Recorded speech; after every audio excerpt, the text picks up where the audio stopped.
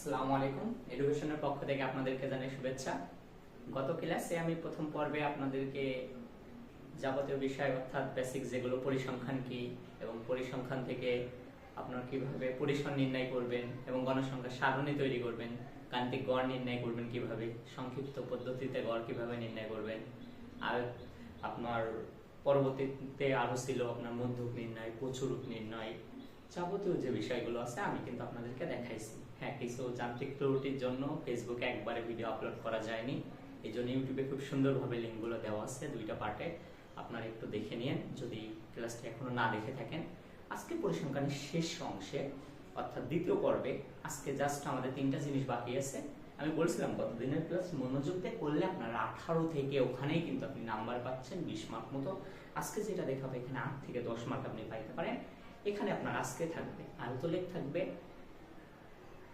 পূর্ণসংখ্যার বহুভুজ থাকবে এবং অজীব রেখা থাকবে। এখান থেকে ইউজার আমরা দেখি গ নম্বর অথবা খ নম্বরে ইউজারই দিয়ে থাকে।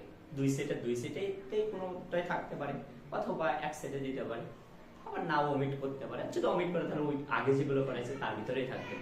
আপনারা যদি গত দিনের ক্লাস গুলো খুব সুন্দরভাবে দেখেন এবং আজকেরটা ভালোভাবে মনোযোগ দিয়ে দেখেন, ইনশাল্লাহ আপনারা টোটাল যে এখান থেকে 26 থেকে 28 মার্ক আসে, ইনশাল্লাহ 28 মার্কই পাবেন। আসেন শুরু করা যাক। ফার্স্টে আছে আয়তলেখ কিভাবে আঁকতে হবে। দেখেন পরিসংখ্যানের ক্ষেত্রে আয়তলেখ আঁকার জন্য আপনাকে এইভাবে দেওয়া থাকবে। এখানে যেমন 60 জন শিক্ষার্থীর একটা নিম্নরূপ এখানে দিয়ে দিয়েছে, এমনকি আপনাকে এক্সামে এই পর্যন্ত দিয়ে থাকবে। এখন আপনাকে বলবে আয়তলেখ অঙ্কন করো। এখন কিভাবে আয়তলেখ অঙ্কন করতে পারেন দেখেন। আয়তলেখ অঙ্কন করার জন্য আপনাকে ফার্স্টে কি করে নেওয়া লাগবে এটা তো জানেনই, যখন ওজন বলতে যখন কোনো ব্যবধান দেওয়া থাকে ওইটা শ্রেণী ব্যক্তি বলে অথবা শ্রেণিক ব্যবধান বলে, এটার সাথে পরিচিত। গণসংখ্যা দেওয়া আছে। নতুন একটা জিনিস আছে অবিচ্ছিন্ন শ্রেণীসীমা। আসলে নতুন না, পূর্বের ক্লাসে আমি বলছিলাম অবিচ্ছিন্ন শ্রেণীসীমাটা কি, অর্থাৎ দশমিকে করে নেওয়ার লাগে। আচ্ছা দেখেন এখন একটা জিনিস প্রবলেম কি হয়, এখানে 46 থেকে 50 আছে, এখানে দেখেন 51 থেকে 55 চলে গেছে, অর্থাৎ 50 আর 51 দেখেন এক ঘর করে বাদ চলে যাচ্ছে না। যদি আমি আয়তলেখ আঁকতাম তখনকার ক্ষেত্রে কি হতো, আমি যদি মনে করেন এখানে দিতাম সাপোজ 46 লিখতাম, এখানে 50 দিতাম, আবার দেখেন পরে মনে করেন যে সাপোজ কত দিতাম 55 লিখতাম, তাহলে 51, এই যে 50 থেকে 51 একটা ঘর কিন্তু মিসিং হয়ে যাচ্ছে। অর্থাৎ আয়তলেখটা এরকম হতো, এইরকম একটা ঘর বাদ দিয়ে এইভাবে এইভাবে, তখন ওর ক্ষেত্রে কিন্তু কেমন হতো বলেন, এগুলো আলাদা আলাদা হতো। সো আয়তলেখটা এইভাবে আঁকতে হয় না আর কি। আয়তলেখ আঁকার জন্য আপনাকে কি করা লাগবে, প্রথমে অবিচ্ছিন্ন শ্রেণীসীমা করে নিতে হবে। অবিচ্ছিন্ন জিনিসটা কি, এখানে যেটা থাকবে শুরুটা দেখবেন 46 আছে, 46 থেকে 0.5 বাদ দেবেন। 0.5 বাদ দিলে কত হয় 45.5। আর এইদিকে যেহেতু 0.5 বাদ দিয়েছেন তাহলে এইদিকে কি করবেন 0.5 যোগ করবেন, তাহলে 0.5 যোগ করলে 50 এর সাথে কত হবে 50.5। সিমিলারলি তাই 51 থেকে 0.5 বাদ দিলে 50.5, পরে 55 এর সাথে 0.5 যোগ করলে 55.5। বা আরেকটা সহজ নিয়ম আপনাকে বলে দিই, এখানে এই যে 45.5 তো করলে 50.5, অর্থাৎ এখানে যেটা থাকবে দেখেন এইটাই আবার এই পূর্বেরটা, অথবা এর যে এটা শেষের অংশ এটা দেখেন এই প্রথম অংশ, প্রত্যেকটা ক্ষেত্রে তাই হবে, সেভাবে আপনি বসাতে পারেন। আচ্ছা যখন এইটুকুনি করে ফেলতে পারবেন, নেক্সট আপনার কাজ কি, এটা কিন্তু গ্রাফ পেপারে আঁকা লাগে, আমি বোর্ডে দেখাইছি আপনাদের সুবিধার্থে যাতে মানে বোঝানোর খাতিরে আমি ওইভাবে একটু আঁকায় নিয়েছি। আচ্ছা দেখেন আপনার প্রথম কাজ কি হবে আয়তলেখ আঁকার ক্ষেত্রে, এই যে ফার্স্টে এইটা হচ্ছে এক্স অক্ষ, এইটা ওয়াই অক্ষ। এক্স অক্ষে কি করা লাগবে, শ্রেণী ব্যবধান করে এক্স অক্ষে দেওয়া লাগবে, আর ওয়াই অক্ষে দেওয়া লাগবে কি গণসংখ্যা। এদিকে আমি কি দিয়েছি শ্রেণী ব্যবধান, এদিকে দিয়েছি গণসংখ্যা। আপনারা কিন্তু নোট আপ করে নিতে পারেন। আচ্ছা এখন দেখেন অবিচ্ছিন্ন শ্রেণীসীমার প্রথম কত ছিল সেটা আপনার ফার্স্ট এ লেখা লাগবে। প্রথমে দিকে 0 থেকে স্টার্টিং, তাহলে ফার্স্ট ওয়ান আমি কত দিয়েছি 45.5। নেক্সট কত আছে 50.5। বা আপনার শুরুর কথা আমি বলে দিই, সহজভাবে বলতে গেলে এখান থেকে শুরু করবেন, এখান থেকে শুরু করে দেখেন এইদিকে আপনার লাস্ট পর্যন্ত যে কটা আছে এই কটাই মানে নেবেন, অর্থাৎ 45.5, 50.5, 55.5, 60.5, 65.5, 70.5। দেখেন আমি তাই দিয়েছি 45.5, 50.5, 55.5 এইভাবে নিয়ে গেছি। এখন নেক্সট কাজটা যা হবে আমার দেখেন 45.5 থেকে 50.5, অনেক আবার একটা কাজ করে এর 45.5 থেকে এখানে আবার লিখে দেয়, এই যে এমন করে লিখে দেয় আর কি, 45.5 থেকে 50.5, নেক্সট আবার লিখে 50.5 থেকে আপনার 55.5। এত লেখার দরকার নাই, লিখলে হবে না তা না, তবে এত কষ্ট করে লেখার দরকার নেই, একবারে একটা করে লিখলেই হবে। আচ্ছা দেখেন 45.5 থেকে 50.5 এর গণসংখ্যা কত 5, এইদিকে আচ্ছা এর কিন্তু আরো ক্ষুদ্র ক্ষুদ্র ঘর থাকে, এটা দেখবেন এই দেখেন এইভাবে এই ঘর থেকে এই ঘরে যাতে গেলে আমার 5টা অংশ ক্ষুদ্র ক্ষুদ্র ঘর আছে, 1 2 3 4 এবং 5 এরকম 5টা আছে। এইদিকেও যখন উঠতে যায় এদিকে আমার 5টা থাকে, 1 2 3 4 5 এভাবে থাকে আর কি, ক্ষুদ্র ক্ষুদ্র ঘর থাকে, আপনারা একটু বুঝে নিন।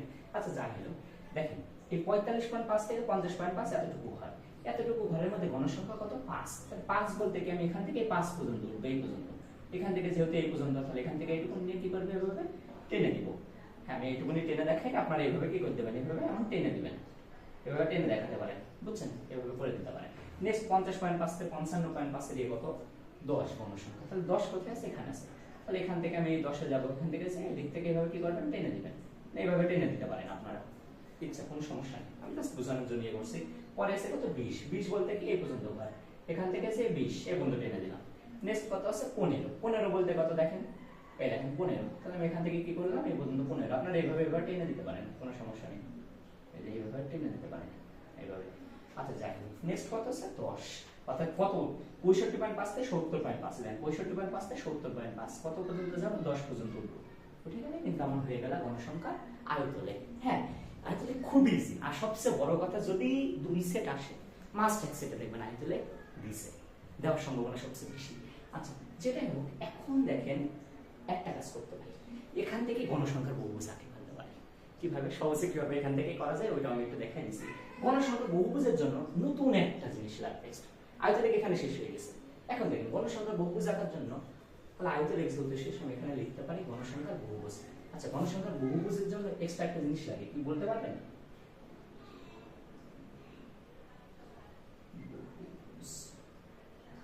এক্সট্রা জিনিস বলতে এখানে লাগবে শ্রেণী মধ্যমান জিনিসটা লাগবে।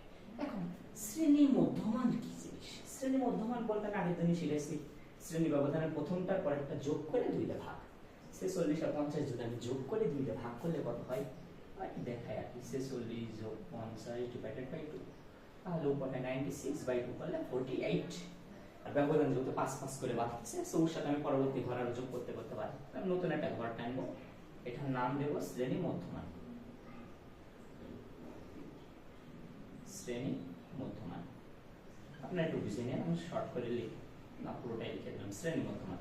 এখানে দেখেন আমি প্রথমে কত পাইলাম 48 পাইলাম, তাহলে 48 পরেরটাও এমন যোগ করে যদি করেন বা এক কথায় বলেছেন 5 করে ব্যবধান আছে, 48 যোগ 5 করলে কত হবে 53 58 63 68, দেখেন তাহলে প্রত্যেক 48 53 58 63 এরকম আপনার মান আছে, তাহলে ফার্স্টে এসে কত 48, 48 জিনিসটা বলতে বোঝাচ্ছে এই দুইটার মাঝখানে দেখেন 48 পড়ে, অথবা 50.5 আর 55.5 এর মাঝখানে পড়ে 53, তাহলে যদি এমন আয়তলেখ থাকে এখান থেকে একটা কাজ করতে পারেন, অলওয়েজ কি করবেন একটা ধরে নেবেন, দেখেন এইদিকে কয় ঘর দিয়েছে 1 2 3, এই 2 আর 3 ঘরের মাঝখানে যেটা না এই জায়গায় পয়েন্ট বসাই দেবেন, দেখেন এখানেও পয়েন্ট বসাই দেবেন, প্রত্যেকটা মিডল পয়েন্টে যদি আপনি এইভাবে পয়েন্টটা বসাই দিতে পারেন, কারণ দেখেন মধ্যবিন্দু করে প্রত্যেকটা মিডল পয়েন্টে গেছে, যদি বসাই দেন বসাই দিয়ে আপনি লাস্টে কি করবেন জাস্ট এইভাবে দাগ টেনে দিবেন, এভাবে যদি দাগ টেনে দেন তাহলে হয়ে গেল গণসংখ্যার বহুভুজ নির্ণয় কিন্তু শেষ, অর্থাৎ আয়তলেখ থেকে গণসংখ্যার বহুভুজ আঁকানো সম্ভব।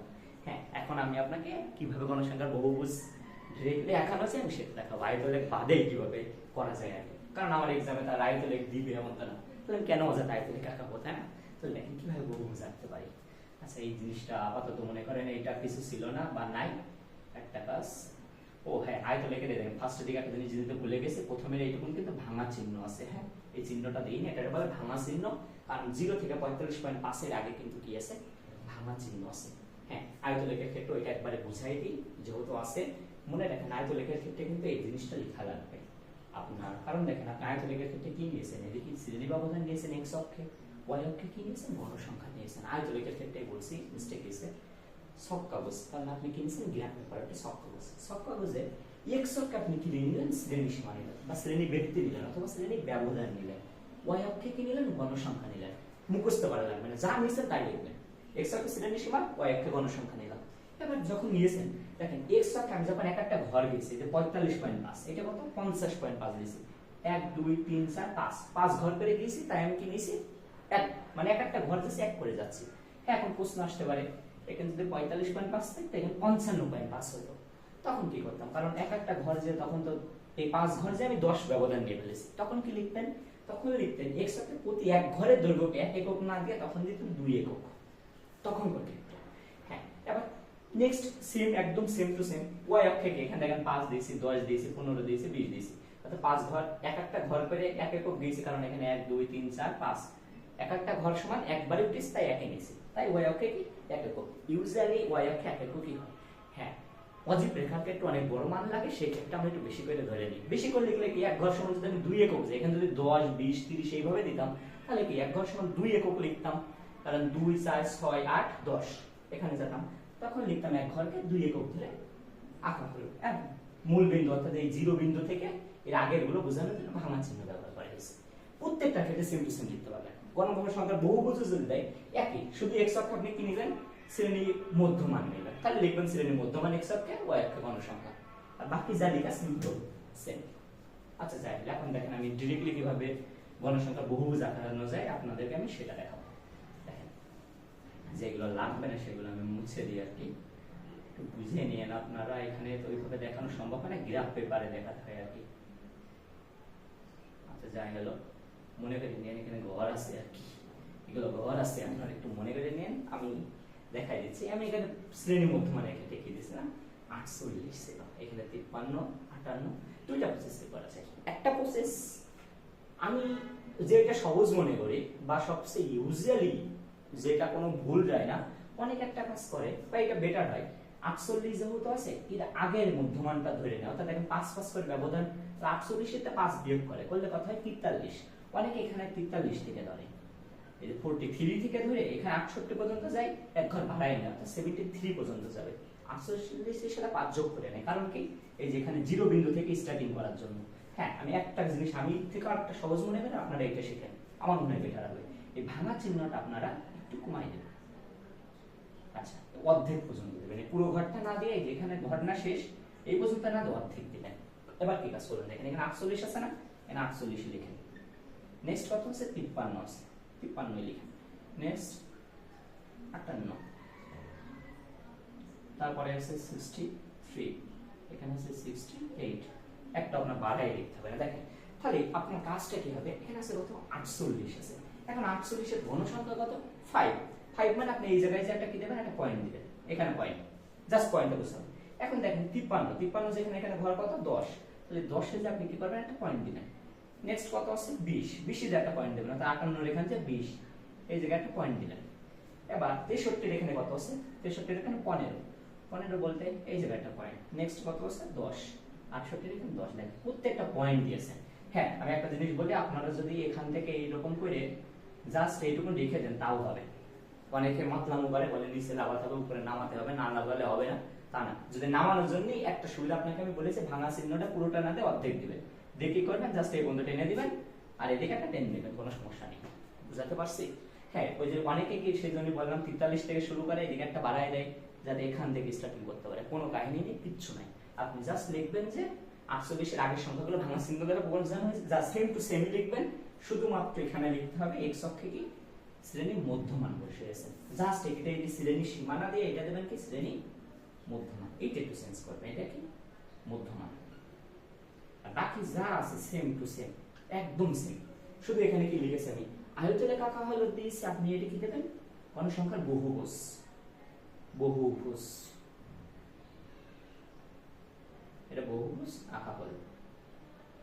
জাস্ট এই কাজটুকু করতে হবে, বাকি কিন্তু সেম টু সেম। এইটা কিন্তু গণসংখ্যার বহুভুজ হয়ে গেল খুব ইজিলি, কারণ আমি আগেই বললাম এইটা অর্ধেক পর্যন্ত দিলে আপনাদের জন্য সুবিধা। হ্যাঁ, আরেকটা করতে পারেন, যে বললাম এদিকে কমিয়ে বাড়ি, আবার নাও করতে পারেন, কিচ্ছু করার দরকার নেই, ডিরেক্টলি এই পুরোটাও দিতে পারেন।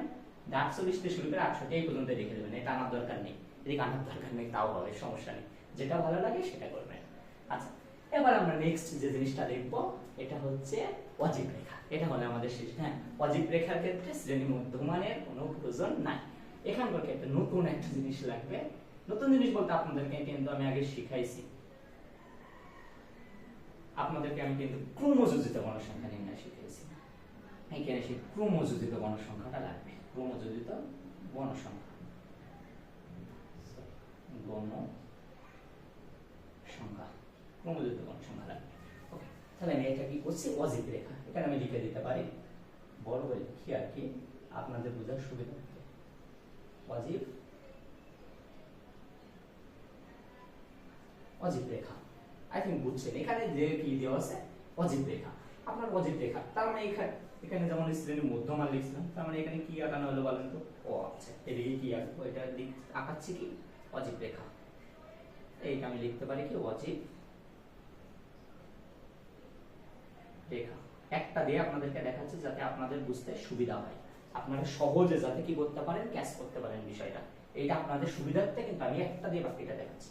আচ্ছা, এটা আমার এইভাবে লাগবে না, যা লাগবে না আমি সেগুলো একটু মুছে দিই। ধরে নিন এরকম এরকম দাগ আছে, এগুলো আপনারা ধরে নিন, এরকম ঘর টানা আছে আর কি, আপনি ধরে নিতে পারেন। এখন তো ক্ষেত্রে মনে হয় অন্য পেনটা দেখালে আপনাদের সুবিধা হয় আর কি। আচ্ছা, I use red pen.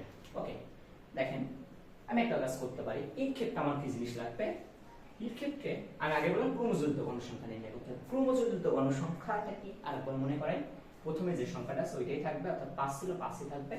Next time 5 এর সাথে 10, অর্থাৎ এই 5 হলে 5 এর সাথে 10 যোগ হবে, 5 আর 10 যোগ করলে কত হয়? 15। এই 15 এর সাথে 20 যোগ হবে, করলে কত হবে? 15 আর 20 35। 35 এর সাথে 15 যোগ করলে 50, আর নেক্সট টাইম যোগ করলে 60। টোটাল দেখবেন এই শেষ সংখ্যা, এগুলো যোগ করলে অথবা এখানে যা দেওয়া আছে এই টোটাল সংখ্যা সমান হলে ভাববেন ক্রমজোড়িত গণসংখ্যা হয়েছে। আচ্ছা, এই দিকে আপনি কি বসাবেন? এর ক্ষেত্রে ওই দিকে নাই তো আপনার, বুঝতে পারছেন, যেহেতু ক্রমজোড়িত গণসংখ্যা করেছি এদিকে আর গণসংখ্যা বসাবো না, না বসে কি বসাতে হবে? ক্রমজোড়িত গণসংখ্যা।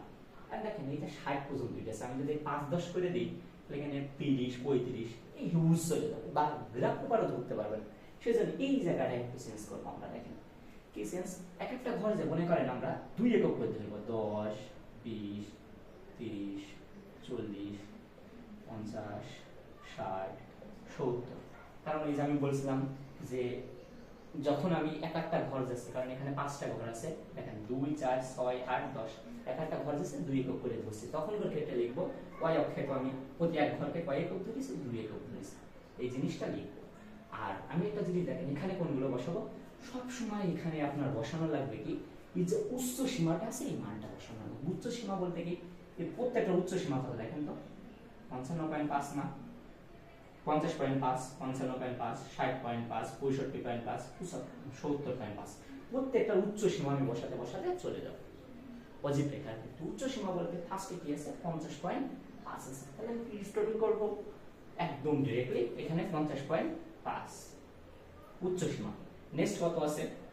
55.5 60.5 65.5 70.5। দেখেন প্রত্যেকটা উচ্চ সীমা বসাইছি, অর্থাৎ এই দিককার মানগুলো কিন্তু আমি এদিকে বসাইছি। তাহলে আপনি এক্স অক্ষে কি বসালেন? শ্রেণী উচ্চ সীমা। তাহলে এখানে কি লিখবেন? শ্রেণী উচ্চ সীমা। এখানে জিনিসটা হবে কি শ্রেণী উচ্চ সীমা। এক একটা ক্ষেত্রে লেখাটা একটু হালকা সেন্স, বাকিগুলো কিন্তু সিমিলারলি একই, কেউ ভুলাই ফেলেন না, খুব হালকা একটু দেখবেন, দেখে দেখবেন সেম টু সেম। তাহলে শ্রেণী উচ্চ সীমা ওয়াই অক্ষে কি নিয়েছেন? গণসংখ্যা নিন। এখানে একটা জিনিস যোগ করেছেন, সেটা কি? ক্রমজোড়িত গণসংখ্যা বসাচ্ছেন। আচ্ছা, ক্রমজোড়িত গণসংখ্যা শুধুমাত্র অজীব রেখার ক্ষেত্রে ক্রমজোড়িত গণসংখ্যা, বাকিগুলো গণসংখ্যা, মনে রেখে। আচ্ছা দেখেন এখানকার ক্ষেত্রে আমি তো বসাইছি, তাহলে দেখেন ক্রমজোড়িত গণসংখ্যা ফার্স্টে কত ছিল? 5 ছিল। 50.5 কত ছিল? 5। তাহলে আমি 5 এ কি করব? একটা দাগ দেব। এই 50.5 যে 5 বলতে দেখেন এখানে তো 10 আছে, তাহলে 5 কি করে বুঝবি? মাঝখানে একটা ধরে নেব। সাপোজ মনে করেন সেগুলো মিশে দিই, মনে করেন মাঝখান বলতে এই জায়গাটা, এটা কি 5। নেক্সট 55.5 এ কত আছে? এখানে আছে কত? 10। 10 বলতে এই যে ঘরটা এখানে। এবার এইটা কত আছে? আপনার 60.5 এ কত আছে? সরি, এটা তো 10 ছিল না, মিস্টেক করছি। এটা দেখেন আমি তো ক্রমজোড়িত গণসংখ্যা নিয়ে লাগবে, প্রথমটায় 5 আছে, পরেরটা 15 আছে, তাহলে এই 55.5 এ কত আছে? 15। 15 বলতে মিডল পয়েন্টটা ধরে নিলাম। এবার পরে আছে 35, এটাতে কত আছে? 35। 35 বলতে 30 আর 40 এর মাঝখানে একটা সংখ্যা, এটা ধরে নিলাম 35। নেক্সট কত আছে? 50। 50 বলতে 62 থেকে 50, এই যে এই ঘরটা।